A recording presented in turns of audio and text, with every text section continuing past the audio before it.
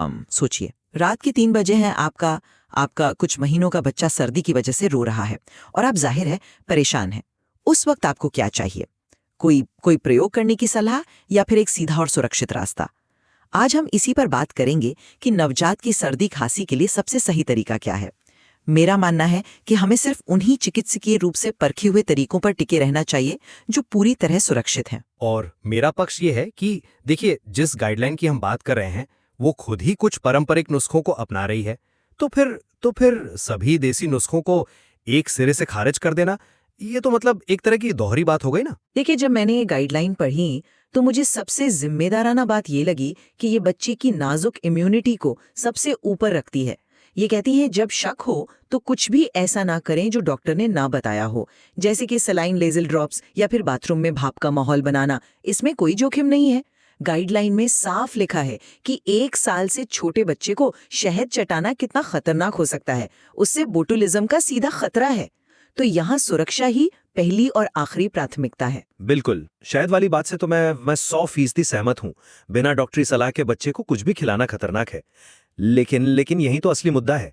Guideline एक तरफ शहद और काढ़े जैसे देसी नुस्खों को मना करती है और दूसरी तरफ सरसों के तेल की मालिश और सुबह की धूप दिखाने की सलाह भी देती है। अब तेल मालिश और धूप भी तो सदियों पुराने पारंपरिक तरीके ही हैं। तो फिर ये बहस देसी बनाम मॉडर्न की कैसे हो सकती है? मुद्दा तो ये होना चाहिए कि हम उपायों को लेबल करने के बजाय ये समझें कि कोई चीज क्यों काम करती है। पर शायद आप उस बारीक फर्क को नजरअंदाज कर रही हैं जो गाइडलाइन बनाने वाले कर रहे हैं। हो सकता है उनका तर्क ये हो कि बाहरी तौर पर लगाए जाने वाले पारंपरिक उपचार जैसे तेल और जो चीजें खिलाई जाती हैं जैसे काढ़ा, उनमें फर्क करना जरूरी है। बाहरी उपचारों में जोखिम आप कह सकती हैं कम होता है। सलाइन ड्रॉप्स की तरह ये माता पिता के लिए एक सुरक्षित दायरा बनाती है। ठीक है, सेफ्टी की बात तो सही है, पर क्या तेल मालिश में कोई रिस्क नहीं है? अगर किसी ने मान लीजिए गलत तेल इस्तेमाल कर लिया या बहुत जोर से मालिश कर दी तो? बच्चे की त्वचा को नुकसान पहुंच सकता है।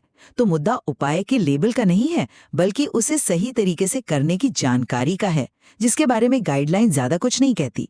वो बस कहती है हल्के हाथ से मालिश करें। आपका पॉइंट दिलचस्प है, पर मैं इसे ऐसे देखती हूँ कि गाइडलाइन सिर्फ उन्हीं पारंपरिक तरीकों को चुन रही हैं जिनके पीछे एक सरल वैज्ञानिक तर्क है, जैसे तेल मालिश से शरीर गर्म रहता है और ब्लड सर्कुलेशन बेहतर होता है, या धूप से विटामिन डी मिलता है।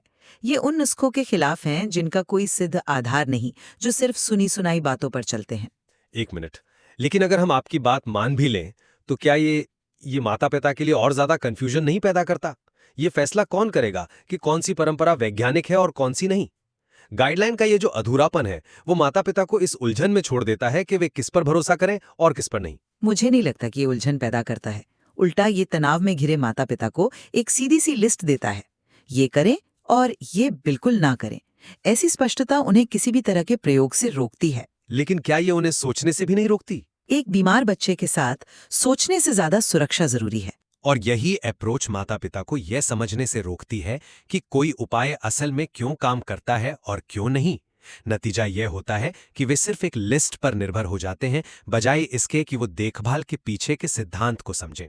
आखिर में मैं यही कहूंगी कि जब बात एक नवजात शिशु की सेहत की हो तो गाइडलाइन का सतर्क और सबूत आधारित नजरिया ही सबसे जिम्मेदार है।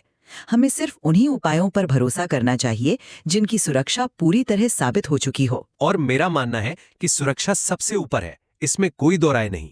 लेकिन हमें उपायों को देसी या मॉडर्न के खांचों में बांटने के बजाय उनके पीछे के तर्क को समझने में ज्यादा सुसंगत होना चाहिए, जैसा कि एक गाइडलाइन भी शायद अनजाने में करने की कोशिश करती है। बिल्कुल, और इस विषय पर अलग अलग नजरियों से सोचना ही इसकी गहराई को सामने लाता है। सही बात है, और ये गाइडलाइन इस जरूरी बातचीत को आगे बढ़ाने के लिए एक बेहतरीन शुरुआती बिंदु तो है ही।